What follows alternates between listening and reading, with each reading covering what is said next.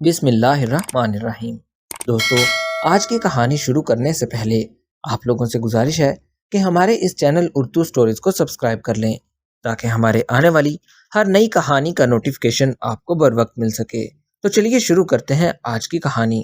میں ایک آفس میں ملازمت کیا کرتا تھا، لیکن یہاں کے سب لوگ میری حکم مانا کرتے تھے کیونکہ میں یہاں پر مینیجر کی حیثیت سے ملازمت کیا کرتا تھا۔ میرے آفس میں تقریباً 20 سے زیادہ لڑکیاں کام کیا کرتی تھی۔ یہاں پر ایک لڑکی مجھے صاحب کہہ کر پکارتی تھی۔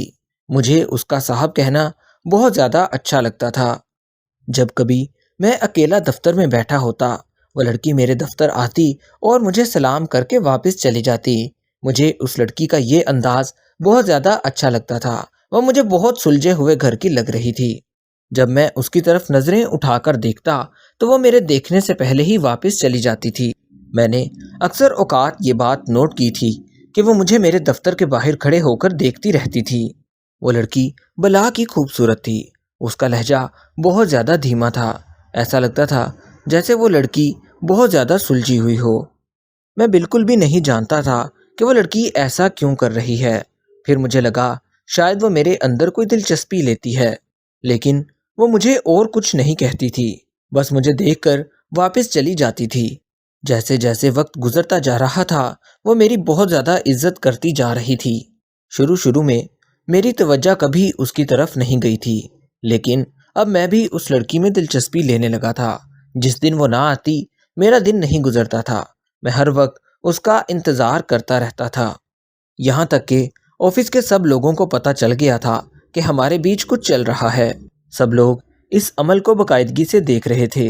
آفس کے سبھی لوگ مجھے بہت عجیب نظروں سے دیکھنے لگے تھے۔ ایسا لگتا تھا جیسے وہ سب کچھ جان چکے ہوں۔ میں انہیں بہت زیادہ مطمئن کرنے کی کوشش کرتا، لیکن اب تو سب لوگ ہمارا مذاق اڑانے لگے تھے۔ مجھے اب آفس کے لوگوں پر غصہ آنے لگا تھا کیونکہ وہ مجھے دیکھ کر ہنسنے لگتے۔ شاید میں اس لڑکی کی محبت میں گرفتار ہو چکا تھا۔ جیسے جیسے دن گزرتے جا رہے تھے، میری محبت دن بدن بڑھتی جا رہی تھی۔ میں بڑی شدت کے ساتھ اس کے دفتر آنے کا انتظار کرتا رہتا تھا۔ جیسے ہی وہ دفتر آتی، مجھے سکون سا مل جاتا تھا۔ جیسے ہی وہ میرے دفتر آتی، میں اسے دفتر کے کام سمجھانا شروع کر دیتا اور ہر وقت اسی کی طرف دیکھتا رہتا تھا۔ پتہ نہیں کیوں مجھے وہ آج کل بہت زیادہ اچھی لگتی تھی۔ اس کے بغیر میرا بالکل دل نہیں لگتا تھا۔ دن گزرنے کے ساتھ ساتھ وہ آفس کے کاموں میں غفلت کرنے لگی۔ مجھے بھی اس پر سخت غصہ آنے لگا۔ میں اونچی آواز میں اس پر چیخنے لگا کہ یہ کام تم ٹھیک نہیں کر رہی، لیکن اس لڑکی پر میری کسی بات کا اثر نہیں ہوتا تھا۔ وہ بنا کچھ بولے میری ساری باتیں سنتی رہتی تھی۔ اب جب کبھی بھی وہ لڑکی میرے سامنے آتی، مجھے اپنے آپ پر قابو پانا بہت زیادہ مشکل لگتا تھا۔ میں اپنے ہوش و حواس کھو بیٹھتا تھا۔ ایک روز وہ میرے دفتر میں آ گئی۔ میں اپنے موبائل پر کام کر رہا تھا۔ اس نے مجھے صاحب کہہ کر پکارا تو میں نے نظریں اٹھائی۔ آج مجھے وہ بہت زیادہ افسردہ لگ رہی تھی۔ میں نے بھی غصے بھری لہجوں سے کہا، کیا کرنے آئی ہو؟ مجھے غصے میں دیکھتے ہی اس نے اپنی آنکھیں بند کی اور ایک گہری سانس لی اور پھر کہا، کیوں میں آپ کے دفتر نہیں آ سکتی؟ اس کی اس بات کا جواب میرے پاس نہیں تھا۔ میرا سارا غصہ اتر چکا تھا۔ پھر وہ مجھ سے کہنے لگی، آج میں آپ کو ایک بات بتانا چاہتی ہوں جس کو سنتے ہی آپ کی ساری غلط فہمی دور ہو جائے گی، اور یہ آفس والے جو میرا اور آپ کا مذاق اڑاتے ہیں، یہ بھی مذاق اڑانا چھوڑ دیں گے۔ میں اس لڑکی کی ایسی بات سن کر حیران رہ گیا کہ آخر ایسی کیا بات ہے جو سن کر آفس والے میرا مذاق اڑانا چھوڑ دیں گے۔ پہلے تو میں نے اندازہ لگایا کہ شاید یہ مجھ سے شادی کرنا چاہتی ہے، لیکن جب اس نے بات سنانا شروع کی تو میرے ہوش اڑ گئے۔ وہ لڑکی مجھ سے کہنے لگی، میرا بھائی 4 سال پہلے ایک ایکسیڈنٹ میں فوت ہو چکا تھا۔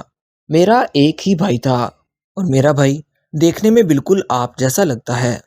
آپ کو دیکھتے ہی مجھے ایسا لگتا ہے جیسے میرا بڑا بھائی بیٹھا ہو، اس لیے آپ کو دیکھے بنا مجھ سے نہیں رہا جاتا۔ یہ سب بتاتے ہوئے اس لڑکی کی آنکھوں میں آنسو آ چکے تھے۔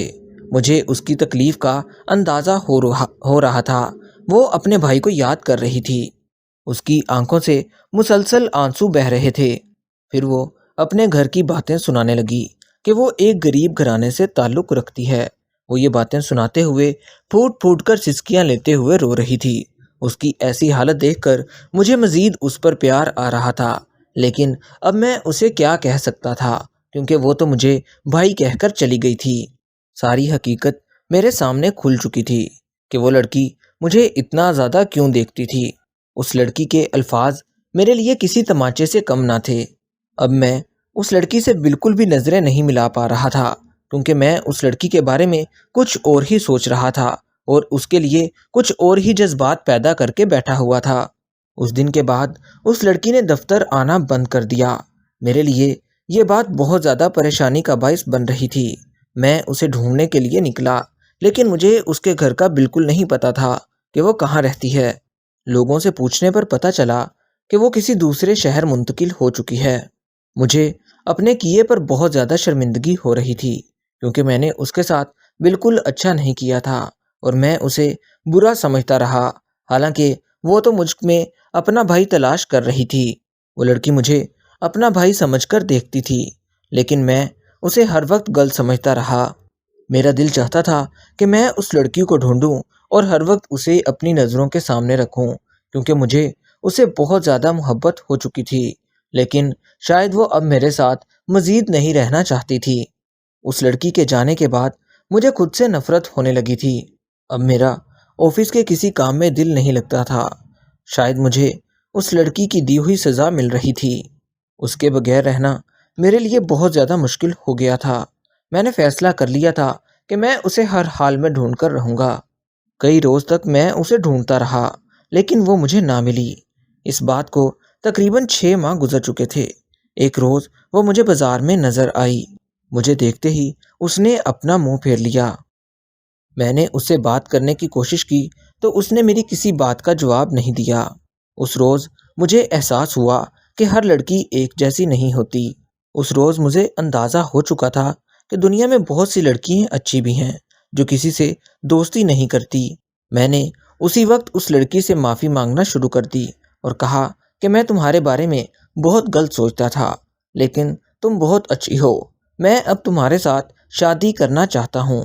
میری بات سنتے ہی اس لڑکی کے چہرے پر ہلکی سی مسکراہٹ آئی اور اس نے شادی کے لیے ہاں کر دی، کیونکہ وہ کسی اور رشتے میں میرے ساتھ نہیں رہنا چاہتی تھی۔ وہ شادی کر کے مجھے اپنا شوہر بنانا چاہتی تھی۔ کچھ ہی دنوں کے بعد میں نے اور اس لڑکی نے شادی کر لی تھی۔ اب ہم دونوں ہنسی خوشی زندگی گزار رہے تھے۔